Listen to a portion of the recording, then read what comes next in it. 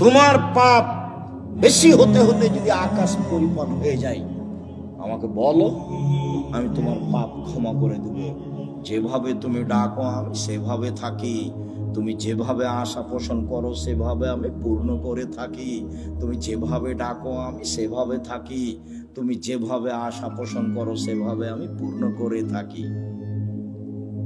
বিচারের মাঠে সব মানুষের সামনে আল্লাহ আসবেন, সব মানুষের সামনে, পুরুষ নারী সব মানুষের সামনে এসে আল্লাহ বলবেন, আদমের ছেলে মেয়ে শোনো, আজ তুমি যে পরিমাণ পাপ নিয়ে এসেছো আমি সেই পরিমাণ ক্ষমা নিয়ে এসেছি।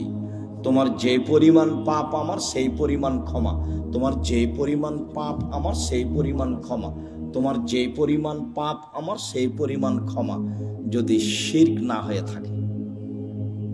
তো বাংলাদেশের ছেলে মেয়ে তো আল্লাহর রাস্তে শিরক করছে, স্কুলে গিয়ে তো সুন্দর করে বলছে ওমা তোমার আকাশ, ওমা তোমার বাতাস। আমি বলি না, আমার ছেলে মেয়েকে বলতে দিনি।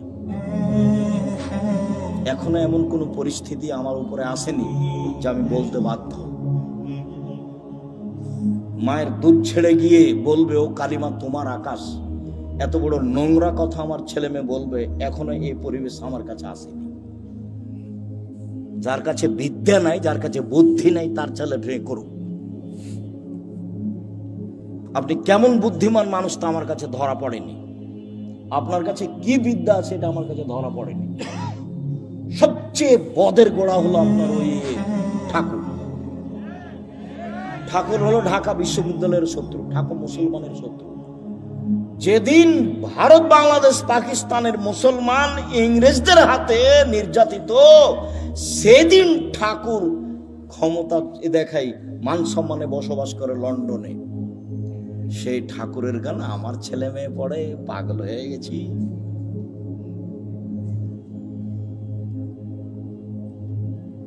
এ তো অবাক হয়ে গেল। তো নিজের ঘরের ওই কি বলছে গো, ব্রয়লার মুরগি জ্বালিয়ে দিয়ে ইন্ডিয়া থেকে মুরগি নিয়ে আসতে হবে, মানে মাথায় গোবর আছে। নিজের মুরগি কি করতে হবে, জ্বালিয়ে দিতে হবে, ওখান থেকে ডিমান্ড দেয়। এত উল্টা বুদ্ধি, এটাও একটা উল্টা বুদ্ধি। চেষ্টা করো না কেন? কই বাগমানের ছেলে মেয়ে নাকি জেনারেল লাইনে পড়ে ইঞ্জিনিয়ার হয়ে বড় ডাক্তার হয়ে জাতির উপকার করেছে। কোথায় উপকার করেছে? পুঠিয়া থানা না? তো পুঠিয়া থানার ছেলে মেয়েরা খুব ভালো পড়াশোনা করেছে, অনেক কিছু করেছে। আমি তো বলছি প্রায় 30 বছর থেকে, আমি তো 30 বছরের ওই সেই কত বালানগরে এসছে।